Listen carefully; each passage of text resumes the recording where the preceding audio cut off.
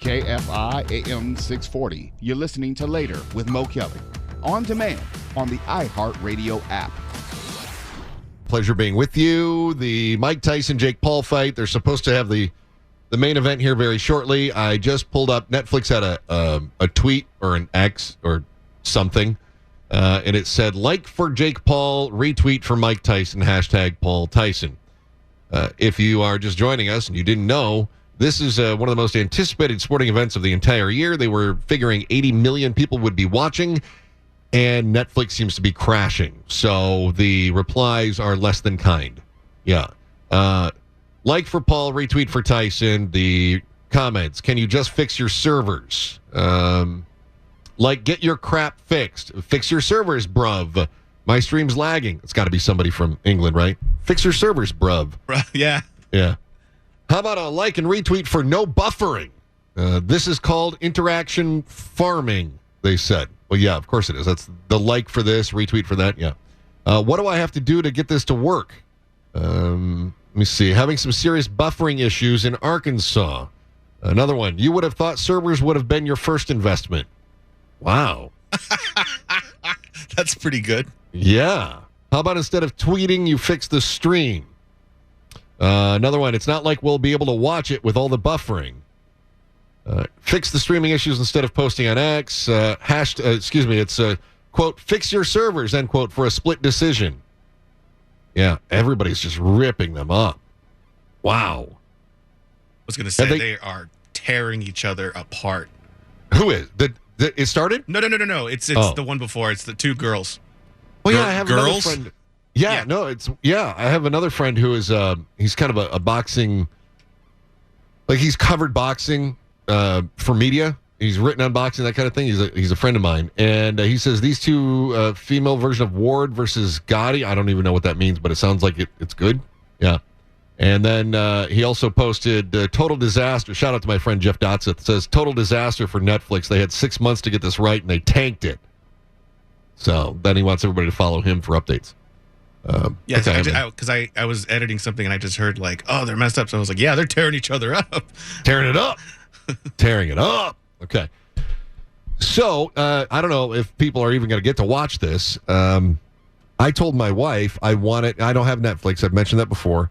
I was in the process of trying to take a look at my budget. I just decided I had too many streaming services and something had to go. And I felt like Netflix was the one that was the most expensive with the least value to me. They've got some good stuff that pops up, but I really feel like this is going to be sacrilege. You're not going to like to hear this. Best bang for the buck streaming service. Dark horse here. I like Apple TV. Is that bad? Well, they do have slow horses. They do. Listen, their original content is dynamite. Their Apple TV original content is on par with most of the stuff that HBO has been trying to put out. And HBO they've had some misses, and I'm sure Apple will too, but it's really good stuff that Apple's been putting out. I was just going to say the only ones that I compare it to is probably Max. Yeah. That's it. The problem is Apple doesn't promote any of their stuff. Right. I know it. It's like they don't think they have to. And you just find out, oh, here's a Kate Blanchett miniseries. And it's excellent. Yeah. I mean, what's the biggest one that they've had? Probably Ted Lasso is probably the biggest thing that they've had that people have like buzzed about, right? But I found so many. Oh, yeah, that put them on the map. Yeah. And their library isn't nearly as deep as the Netflix and the Hulus and the other ones, right? But I think that their original stuff is really good, and it's still commercial free, which I like. See how long it lasts. I know that's what I'm worried about, but I'm also hoping since they're $1 trillion business, without that maybe they're sort of supplementing it a little bit and allowing that to be a loss leader. I'm hoping, fingers crossed. Anyway, Apple would not have screwed this up. They would have gotten it right. And the Tyson Paul thing, we've known about it. It was supposed to happen this summer, and then Tyson backed out because he had injury or something, right? Illness or injury. And so he didn't back out. They just postponed it until now. So this has been something that not only was there anticipation coming up to it, there's been additional anticipation for another 4 or 5 months. And then they did the weigh-in yesterday, and this is what it sounded like. You can't see it. I will describe what's going on here. At the weigh-in, Paul is standing on the stage.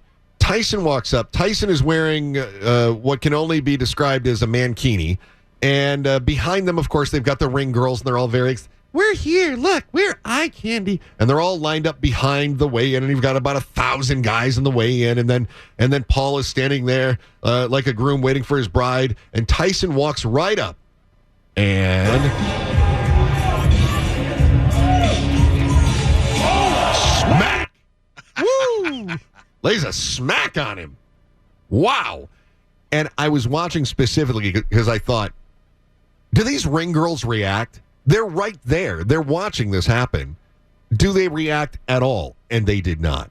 I don't know if they're told just smile and don't react to anything you see. They have to be, because I think how do you not react to watching somebody slap somebody else like that? I think it's a combination of that, and they've probably seen some ridiculous things so much, because I'm pretty, as long as they stay in shape, some of them stay there for a while. So the ring girls? Yeah. I mean, they're all pretty young, obviously, but yeah, go on, Foosh. Tell me more. Like, how do you know? Because of how many. Because the thing is, I'm like, that's Charlotte. I remember Charlotte. No, it's funny because I don't ever watch like boxing, like I'm going to see tonight. But you just watch ring girls. You just always no, because at the when there's a new fight and it's really highly promoted, you see the weigh-in and the photo they take like 20 times in a week, and of course they're all sitting right there. So that's why it's the only reason I can tell. But okay, do you have like a weird murder board at home with the faces of ring girls just kind of posted up and all the different matches they've been in? Okay, maybe Mark, a big second. A spreadsheet of something. Well, how you do that? Foosh has some serious mob ties. I would watch what you said to him. I know. Honestly.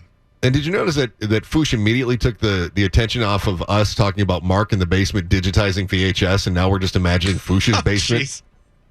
Which is a weird shrine to ring girls. Stuff going on tonight. Yeah, just weird stuff. And who has basements? You guys all got basements. That's impressive. You're rich. All right, so the slap goes on, and then they have to go talk to, I don't know, guy with microphone. Ladies and gentlemen.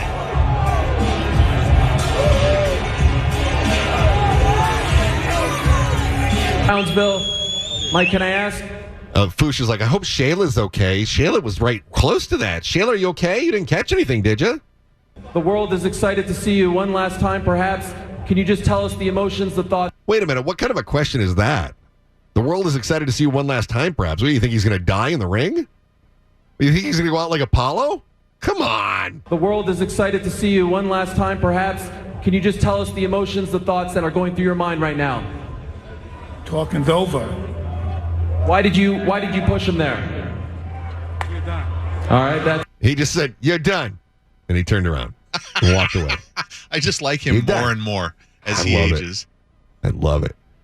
You remember when it appeared that he fell off the crazy train, and then of course the face tattoo, and we thought this guy's completely lost his mind, and then what happened was we realized he was never really all there to start with, and then you start realizing that's his charm. Like the fact that Tyson is bottled anger, ready to go off at any moment, and he's not quite there, but you want to like him, especially after he was in the Hangover movies. It was great. I genuinely want to like Mike Tyson. Oh, later Mike Tyson is great. He's got a more thoughtful side to him. He's very entertaining. All right, so he says he's done. No more talking. And then leaves. So then microphone guy turns to Jake Paul, 27-year-old punk who we all want to see get his face beat in. All right, that's it. That's it for Mike Tyson. He walks away. You just felt his power. Oh, boy. Oh, he kind of set him up for that one, didn't he? Yeah, he slapped him. Let me tell you what that was not. That was not Mike Tyson power. That was Mike Tyson reminding you who's in charge. What did that feel like, and why did he do that to you? I didn't even feel it. He's angry. He's an angry little elf. Mike Tyson, I thought that was Oh, he called him an angry little elf. He's asking for it, isn't he? Man, oh, man. Mike Tyson, I thought that And you know the thing is, when all of this is done, they're going to hug each other. Somebody's going to go down, they're going to declare a winner, and then they're going to turn around, they're going to hug each other, and they're going, "You're amazing, man. You're amazing." Always ends that way. Mike Tyson, I thought that was a cute slap, buddy, but tomorrow you're getting knocked the fuck out. Wow. I'm him up, Burial. I'm him up. He hits like a. It's personal now. It's personal now. He must die. Oh, maybe it is his last fight. Jake Paul says he must die. Okay, all right. Speculation on the internet, because that's what we do now. Speculation on the internet is that the whole thing was a setup, that the slap was staged, that there's nothing authentic about it, and it was all for hype to try to build this fight up even a little bit more. Little pro wrestling kayfabe. That's exactly what they're saying. I am reading that Jake Paul is making $40 million for this fight, and that's double what Tyson's making. Wow. $40 million for that guy? Yeah, I'd hug it out if we were both making that kind of money, too. No kidding. Do they do incentives for winning? Is it like $40 million if you win and $20 million if you lose, or anything like that? Because I feel like there should always be an incentive beyond just getting in the ring. The free dentistry. Oh, nice. That's all I got. Very good. Yeah. How do you get health insurance if you're a boxer? I don't know how that works out. Holy cow. I'm fascinated by the whole thing. Fascinated by it. Tell me if the fight gets underway, and we can't really play-by-play it because of the rights and whatnot, but you can tell me how it looks. You can give me your impressions, Foosh. Or, Mark, you're streaming it, too. You got it on your phone there. Yeah, the women are still fighting. They just finished, but the good news is it's got a pretty clear picture so far. Okay, all right. Things are going well for you technologically. That's good. You're having a good night, Foosh. There you go. I like that. All right. We'll talk about the security. We're going to obviously keep an eye on this fight, but also we are concerned with Big Brother, because you know what Big Brother is doing? Big Brother is also checking Twitter right now to find out, I guess, if everybody's streaming is working. I wonder if Big Brother's monitoring who's watching the fight. You're listening to Later with Mo Kelly on demand from KFI AM 640. Good, Chris Merrill. In from Mo Kelly, KFI AM 640. Listen anytime on demand on the iHeartRadio app. Our app. Working. Can't say that about the rest. Although, Ronner, you still don't have any problems with your Netflix. You said it's still cruising. You're able to see what was described by a friend of mine on the Twitter machine as skin meat hanging from this woman's face. Yeah, I'm having no problem on my phone, and it's a pretty brutal fight. I'm looking at other posts here, and somebody else has a picture of Mike Tyson, and in his voice, anyone else Netflix freezing up? So that's pretty funny. For some people, they claim that this is like getting on AOL. So, not going swimmingly. Yeah. God, that was the sound of freedom. Oh, beautiful. Beautiful, beautiful, beautiful. And by freedom, you mean pornography.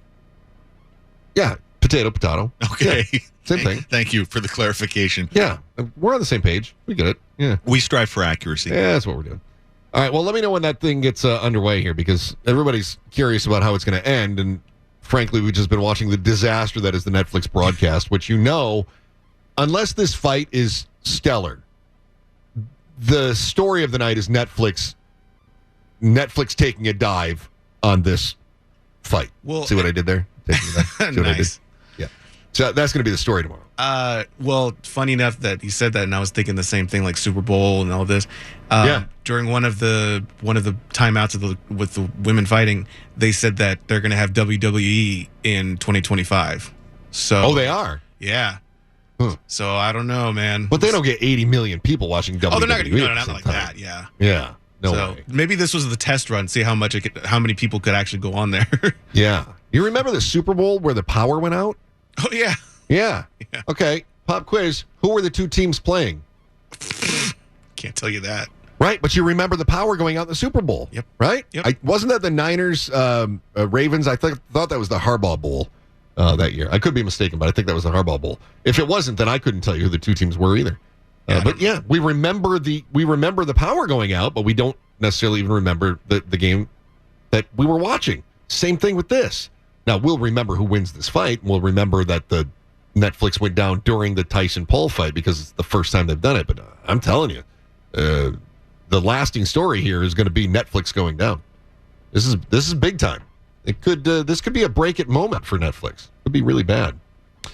Was reading stories on social media this week, and there are some security people that are worried about social media right now.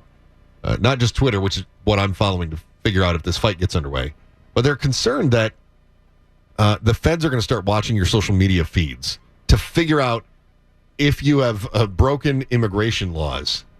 Oh, that sounds fun. Yeah. Feds use border security to justify social media surveillance. From Reason.com. In other words, they're supposed to vet everyone that's trying to get into the United States. And I don't think any of us have problems with that. But to do so, they say they're going to take a look at people's social media feeds, and they don't know if you're legal or not legal, which means they pretty much are going to watch everybody's social media feed to see if they do something that would appear that they're not in the United States or a threat to the United States. So just be careful what you post online because they're watching it. And how many terrorists are posting things online? Domestic terrorists are probably posting things online. Wouldn't be using that for border security, though, would they? Because we do have people that go on shooting sprees and then they post things online before they go on the shooting sprees. But it's not very often you have somebody saying, "Oh, just getting new bomb vest. This is going to be lit. Jealous much?" No, terrorists don't post that. No, lunatics post that. Lunatics that are about to go shoot something up, they post that. Terrorists don't do that online. So good news. Basically, the feds are going to be watching your social media feed to make sure you are not a threat. I love that. And tonight they're going to be, there's some fed that's supposed to be monitoring social media that's just watching to see if Netflix goes off. So many people wasting time right now that are supposed to be at work trying to watch this fight. This is why they don't have major sporting events during the day, because there's no productivity. Nobody would get anything done. Hell, I'm barely getting anything done. Every break we're just talking about, is it working yet? Yep.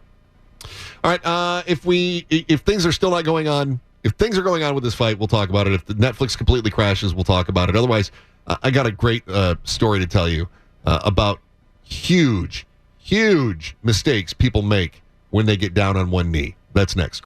You're listening to Later with Mo Kelly on demand from KFI AM 640. You guys know Antonio Brown. He was a receiver in the NFL who went a little bit cuckoo. That's the so he's evidently at the fight, and then he was live streaming. He is live streaming it, but he's way up in the rafters. I think he's just hoping nobody catches him. So because I remember the first time, I don't know what fight it was, but when this was before Twitter anyone could do live stream. I think it was called Periscope. That was the first one that came out. And people streamed almost the entire fight, and they didn't catch it till like the last 10 minutes. So people all over got to watch it for free. And I don't know if X is going to shut this down, or if somebody at the AT&T Stadium is going to go figure out what seat it's coming from, and then kick Brown out of there, or what? I have no idea. But the Paul Tyson fight is yet to start, I believe. Right? And still talking. Just talking. But update Shaq and Rob Gronkowski are there. Oh, good. All right. They're there. Yeah, that's great. And for some reason, Cedric the Entertainer is one of the commentators. And Rosie Perez, I guess, is a commentator at this fight. Everybody keeps talking about Rosie Perez's ringside. Yeah, and actually, they're giving her nice reviews, which is good. They're doing that. It's interesting. I could have taken the low-hanging fruit punchline on this. Engagement regrets, 50% say that they messed up their proposal. That's your headline, right? And the low-hanging fruit, of course, is that, that's because she said yes. Ta-da! There you go. But that's not it. Many couples dream of the perfect proposal. Unfortunately, a new survey finds the majority don't even come close to going as they planned. 39% of Americans gave their marriage proposals an A+, according to a new study that was done on behalf of Blue Nile. Blue Nile is the online jewelry store where, coincidentally, I bought my wife's ring 20 years ago. Aww, isn't that neat? Results show that just 2 in 5 couples would give their engagements a perfect score, with the rest having some critiques about how they popped the question. 1/3 say expectations of their proposals were not met at all. And only half the poll said that they wouldn't change a thing if they could go back and do their proposal again. I thought this was interesting. One of the things that people are regretting is the cost of engagement rings, or wishing that hadn't happened. Maybe you saw the story this week about the guy in Massachusetts that got his girlfriend a $70,000 ring. Man, I hate rich people. Oh, I hate that. $70,000 for a ring. $70,000. That's kind of like pre-planning for when you cheat on them, isn't it? That's that's good. Yeah. Like, here's this in advance. Right. Yeah. This ought to get me a couple of affairs, right? $70,000, honey. First one of the night. At least two. Yeah. Thank you. Anyway, $70,000. This dude was dating this woman, took her on trips to the Virgin Islands, took her to Italy, bought her a $70,000 diamond engagement ring from Tiffany & Company, and then things did not go very well. I happen to pull audio from CBS News in Boston because this all happened in Massachusetts. The state's highest court has ruled in the case of the $70,000 engagement ring. And the man who bought the ring will... Idiot! Oh, no, that's not it. Okay. The precedent had always been a gift is not something that you can come back and ask the courts to get back for you. If it was a gift. If it's a loan, right? If you loan somebody money, then you can say they owe me money. If you gift someone money, you can't go to the courts and say, I gave them money, but now I want it back. Similarly with other gifts, and I learned this watching Wapner in the People's Court, no joke. Wapner was very clear about this. If you gift someone something, that's gone. That's it. A gift is forever. And in the past, an engagement ring has always been a gift. You give them the gift, it is now their ring. So, what did the courts in Massachusetts say? We'll get it back. Whoa! Overturning precedent.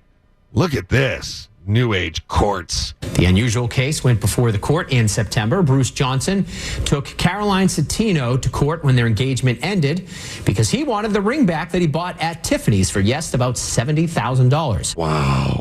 Lower courts had ruled that Citino could keep the ring and blamed Johnson for the end of the relationship. Again, he kind of prepaid. However, the SJC overturned those decisions and decided that going forward, engagement rings go back to the buyer regardless of how things end. Wow. How about that? Oh, I love that. That's right. Because, there was you give her an expensive ring and then she steps out on you. What, are you going to call off the engagement? She gets to keep your ring. That's 3 months of salary. That, by the way, is what people are saying is a big regret. You don't have to spend 3 months of salary on a ring anymore. That whole 3 month salary rule, no. Mark, you been married? So far, nobody wants to marry my student loan and me. No. Oh, okay. So your ring is actually a negative cost to her. It's never going to happen. Yeah. Hey, good news, honey. We can get married, and your ring is worth 3 years of your salary because that's what it's going to cost to pay off my student loans. That's good. Foosh, what's your marital situation? Have not either as well. Okay, yeah, I did, and I was like 24, 25 when I proposed, and I wasn't making squat for money, and I think I was making $35,000 a year or something like that. Which was okay. It was radio. I was able to afford an apartment and live on my own and all that stuff. But it wasn't here. Obviously, it was in Omaha. And so I can't afford 3 months of salary to give a ring to somebody. So I put it on a card because that's what you do when you're 25. And I think it was $2,000. And my wife is still wearing it. It is this tiny little diamond on a little platinum band. In the cut, the princess cut that she wore. I got her the cut. I got a nice clear diamond. I got the platinum band. It's just not a very big rock on there. She's still wearing it today. So it has stood the test of time, even though it wasn't worth a whole lot. But I got it from Blue Nile, and it was $2,000. And then they sent me a certificate of value or whatever it is, an appraisal, I guess. And the appraisal said it was worth $3,100, so I could put that on my insurance. It was worth $3,100. But at this point, see, that's how you do it. You don't give them a ring that's worth $70,000. Because imagine if she steps out on you, and then not only do you lose her, but then you're out your $70,000. Yeah, propose when you're dirt poor. That's what I did. And then Smart. If she says yes, it's not for the money. She said yes for love, right? Since then, she's been waiting for the money to come in, and it hasn't. But the love has been there most of the time since then. on and off. Most of the time? Most of the time. Yeah. Just some gaps, some asterisks. So there was this great joke, and I don't even remember the comedian that said it. It was years ago. I heard it, and I thought it was hilarious. He said something to the effect of, my parents have been happily married for 30 years. Not bad out of 37. And I thought that was really good, and the longer I'm married, the more I get it. And I thought it was funny to start with, and now that one hits home. I get that. It's not as funny when you live it. You know what? It's the journey I'm on, and life is a roller coaster. Well, what I'm drawing from this conversation is that Foosh and I are going to wind up as roommates sooner or later. Yeah, do that. Might happen. You'll save yourself a lot of heartache, but you won't have nearly as much joy. Higher highs and lower lows in my life. Yeah. I'll make you a happy man, Foosh, I promise. For her, it's just a lot of lithium. But for me, higher highs and lower lows. That's it. All right, still to come. I guess if this fight ever gets underway, then we'll tell you what is happening there. Real quick, they put up the stats, and they're kind of what me and Isabella were talking about. So they're thinking a knockout is more likely for Tyson to do to Paul. Yeah. But if the endurance, if it goes long, that's where they're looking at Paul might last longer. Are they writing odds up like that? Yeah. Well, it's already gone, but I just saw that it was Paul for getting knocked out, but then Paul winning if it goes a longer time. Yeah. Oh, okay. All right. Oh, yeah. Oh, I see it as prop bets. Okay, method of victory. Yeah. Oh, okay. Let's dive into these props in just a minute. Let's do some of that, and we can talk about deep space death. That is all still to come. Chris Merrill in from O'Kelly, KFI AM 640, where you can listen anytime, everywhere. You're listening to Later with Mo Kelly on demand from KFI AM 640. Pleasure being with you, and an honor. Still keeping an eye on whether that fight is ever going to get underway. It was supposed to start almost an hour ago. It still has not. I was looking at some of the odds as well. I'll go over those here in just a second. But since Foosh was nice enough to give us that great intro, did you guys happen to see that they are freaking out right now about an air leak at the International Space Station? No, that's news to me. Ooh, it feels like that's scary. The sort of thing that would be worrisome. And this is on top of the people being stranded up there for months. Yes, that's exactly right. And they can't get them back until, I think, February. And now there's an issue there's an air leak. NASA worries that this air leak could lead to a catastrophic failure, mostly because air is necessary. And the Russians are saying, nothing to see here. NASA warns of a catastrophic air leak. I just said that. In the ISS's Zvezda module, citing weld stress, pressure issues, and material fatigue. Roscosmos dismisses the claims, blaming microvibrations from frequent docking. Despite patching efforts, the leak escalated to 1.7 kilograms of air loss per day by 2023. Is that a lot? I don't know what that is. Crew members now routinely seal off the affected area. Oh, they're duct taping it. Independent analysis backs NASA's concerns, noting signs of corrosion and strain, but Roscosmos denies any severe risk, worsening the divide and casting doubt on the ISS's future safety. That's not great. That is not super at all. Now, Russia says, everything's fine. Don't worry about it. Uh-oh. This is not going to end well. How shocking that Russia's denying anything's wrong. God, can you imagine being those two astronauts that you just mentioned, Mark, and you're going up to the International Space Station. You are basically Uber space because you were just going up there to drop some crap off, turn around and come back in that Boeing Starliner, right? That was your whole thing. You're headed up, dropping some stuff off, turning around, coming home. That's it. You were a delivery team. Yeah. And then your shuttle has problems. Thrusters aren't working and things like that. And so they leave you at the space station because burning up on return entry makes headlines that nobody wants. And the Starliner actually got back okay, but they're still up there in a leaky space station. Yeah, not great. Yeah, you want to cut down on references to Laika the space dog this week. Cute little Laika never came home.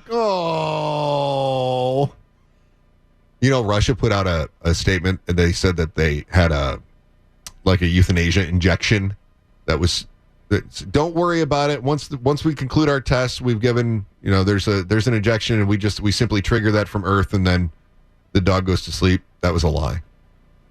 Poor puppy. I had nightmares about that when I found out about I was younger, and I found out about Leica being just sent off to space and then left, and I thought it was the most horrific thing I'd ever heard. She was a stray. Did you know that?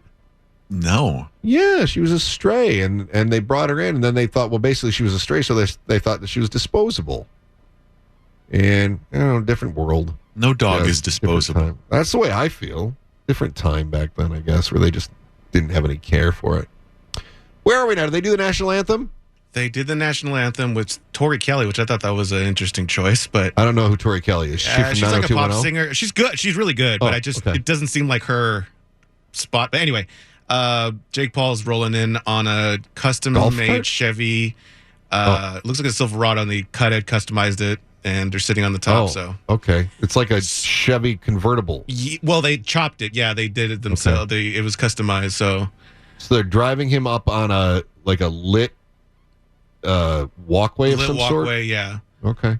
So if he's barely coming on and he's going like 2 miles an hour, this fight's probably not going to start till like 9:20. Oh my gosh. Maybe 9:30. Holy cow. I was looking at some of the odds too, and some of the betting odds on this. Yeah, go ahead. I'm sorry. Then I was just going to say what's funny is, so obviously they did a montage for both of the fighters, and you see the massive difference between his fights and Tyson's fights, because they made they made a big deal about how he's knocked out every opponent.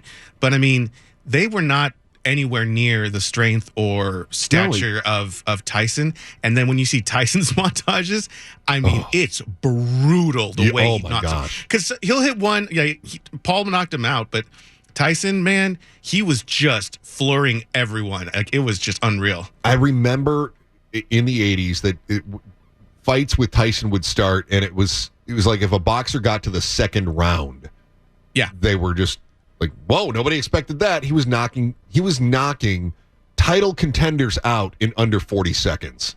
It was insane. Wild. Well, it was a big cheat too, because you'd get there settled in for your boxing evening with your drinks and your cigars, and then it's over before it even starts almost. Yeah. I have a quick story of my dad. He talks about how mad he was. I don't know who Tyson was fighting, but he's like, I had all my snacks, I had this and that, and I paid like probably $50, $40-$50, and that was a lot back then. Yeah. And he's like, then he knocked him out in one round. I was so pissed. Yeah, that's exactly right. Yeah. Yeah. That I can't even tell you how many times we heard that story with Tyson fights. And actually, like, was it Showtime that was doing that, or HBO, or whoever the pay-per-view service was at the time that was doing it? Whoever was broadcasting the fight, there were concerns that people wouldn't want to broadcast Tyson's fights because viewers were paying too much, not getting their money's worth out of it. Yeah, that makes sense. Isn't that wild? Yeah. Yeah, he wasn't there to put on a show for anybody. He was there to kill. To brutalize that other person in the ring. I was also reading about Tyson. Let's see. Tyson retired from professional boxing after losing to Kevin McBride. I don't even know who that is. Lost to Kitten. I'm not a big boxing fan, so I apologize if everybody else knows who Kevin McBride is and I don't. But he lost to Kevin McBride in June of 2005. He was 38 at the time. They say he was already well past his prime at that point and had suffered 3 of his 6 career losses over a span of 4 fights. So, yeah. Then he fought a pair of exhibition bouts. And, in fact, then he had an 8-round draw in 2020 against Roy Jones Jr. Meanwhile, Jake Paul was fighting, let me see. He knocked out former NBA point guard Nate Robinson in the second round. So he was fighting NBA players and other old boxers, retired boxers. He's just a stunt, right? He's like a meme boxer is what he is. Meme, not mean. Meme. He's like a meme boxer. He's just an internet joke. That's it. Yeah. 72,300 in attendance. Okay, that's cool. By the way, it's packed with celebrities. I saw that. Yeah. Tons of them. Yeah. All the big names. You got to be there. All right, we'll let you know what we're seeing as far as that goes on, because I know that's what a lot of people are thinking about. With if 80 million people are watching that around the world, or trying to, because Netflix has been having problems all night long, then that's great. Otherwise, we'll talk a little bit about how we're all getting fat. Fat and not so dumb and happy. That is all next. Chris Merrill in for Mo Kelly, KFI AM 640. We're live everywhere on the iHeartRadio app. You've been listening to Later with Mo Kelly. You can always hear us live on KFI AM 640, 7 p.m. to 10 p.m. every Monday through Friday, and anytime on demand on the iHeartRadio app.